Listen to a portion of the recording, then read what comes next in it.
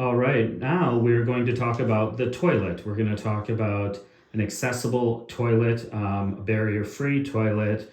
We will go from everything, the toilet itself, down to all the accessories that are around the toilet, the ability to reach over and grab whether it's towels, toilet paper, garbage, etc. So, Mike, can you give us some more insight on this on toilets for accessible barrier-free? Well, that's one of my favorite spots in the house, Vinnie. So here we go. All right, so in this case, let's talk about the height of the toilet.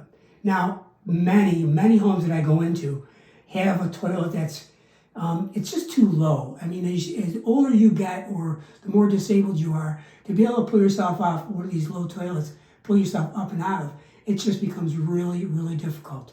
So what they've done, the ADA kind of came out with this a while ago. They make accessible height toilets, called comfort height toilets. And I'm going to show you, this is a comfort height toilet, what exists here. You're going to see 17 inches to where the bowl height is. So when you put the seat on top of it, you're looking at about 18 and a half inches, which is really helpful to an individual to be able to get off of the toilet. Much more. A couple inches makes a world of difference for somebody. Okay? So when we go into a home and the toilet is too low, and we'll know this when we put the whole bid together. If the toilet is too low, we're going to suggest that they come in with this height toilet. And I have never had it turned down. It's one of these things that everybody realizes, man, it's getting tougher and tougher for me to get off the toilet. Or if you're in a chair, to get off by yourself back into your chair, and a lower toilet is really difficult. So that's one aspect of it, okay? Any questions on that, Vinnie? No, it sounds like you're leading to the cleaning side and being able to get back in your wheelchair on the mobility side. So no, please continue. All right, so let's talk about the cleaning side. How about the bidet, a bidet? You know, so what we've done is we've installed a few bidets, and they come in various sizes, various applications. In the case of, they make them without needing an electrical outlet, but they make them with electrical outlet also.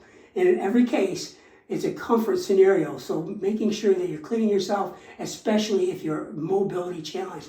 Don't have to be mobility challenged because it's a great feature anyways. But the mobility challenge, to be able to have something that will take care of their cleaning abilities just makes a world of difference for somebody. Does that change with regards to any electric or plumbing when you're talking about a bidet? And I only ask because in Europe, obviously, it's almost standard. Your thoughts? Well, you've got to do certain things to be able to make this bidet work. And it's not, but it's really relatively simple. You know, it's just, they've got them where you can actually put a bidet seat on it, hook it right up to the existing supply line, creating hot water through the system, and now you've got yourself a beautiful scenario. Or, like I said, the electric is one way to do it. Okay, that's another aspect, and you just got to be able to run an outlet to that, which we do very simply. Got it. Okay. I'm just trying to throw, so everyone can see how close it is as well to the bathtub. I'm just trying to understand now, you know, as we talk about this, the grab bar feature. You know, we have a bidet here.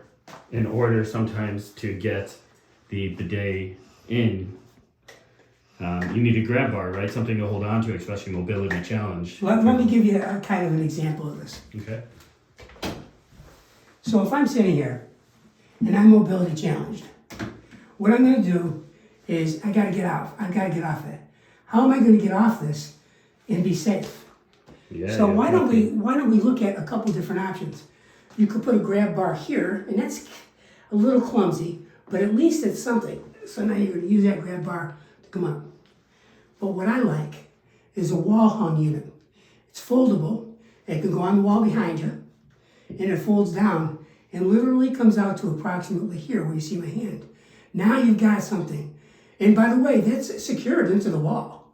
So what we do is we put stud backing behind it, and it's not going anywhere. It can take X amount of pounds. I mean, really, you have to be extremely overweight for it not to work. So it works for virtually anybody. So now you've got that foldable grab bar at approximately my hand height, and that hooks you right up. And I know some folks have walkers too that can also help them with that. 100% true. Yep, okay. You know what's also pretty cool then is they've got a toilet paper grab bar. Now, it would take the place of this. It is really good looking, and it is secured to the backing behind the wall. There's your other handheld, boom, put yourself up. Excellent. So there's a couple different ways to do it. Some people like both applications. So you've got the wall foldable unit, and you've got the toilet grab bar, which is, in all cases, is a safety issue and takes care of that. And not to go back to the bidet, but outlet. I mean, I don't see in this particular bathroom the option here for an electric outlet to plug in a bidet. Is that necessary, or most of them batteries? You don't have to have electrical, but some of the electrical units are better. So what we do is we just find a way to get that electric from point A to point B. Okay? Okay. We would know that by going to the bathroom and finding out where it is, run the line to that, and now you've got yourself an outlet. Excellent. Any thoughts on, I'm just thinking ahead. I've been in the bathroom before and I ran out of toilet paper. And I see, you're talking about that grab bar. Does that grab bar have multiple rolls on it? Actually, there is one with multiple rolls on it, yes. Okay. However, you're going to have to find a spot that's convenient for the individual to be able to store some things. I can never tell you that's a perfect scenario, but there are ways to do it, of course, okay? Okay, excellent. And let me just add one thing. I put cabinets for individuals, maybe just a wall shelf. That attractive wall shelf that would look good. That bypasses the head issue, so if I'm going to sit down, I don't want to bang my head on that shelf. Right. But certainly there's ways to do that, which wouldn't cause that problem. Excellent. So we covered the grab bars, we covered the bidet for the cleaning side, we covered the height of the toilet, we covered the toilet paper roll. I think we've hit everything and then the electric as well. Anything else on the toilet, Mike, that you can think of? No, I mean, every scenario is different though. So you have to look at if the person in a chair, are they a senior? What is it that person needs? And that's how we address every issue. Excellent. Well, thank you, Mike. This will close out our toilet portion of the course. My favorite spot, Vinnie. That's where we do all our thinking. I appreciate it, Mike, and we'll move on over to the bathtub now.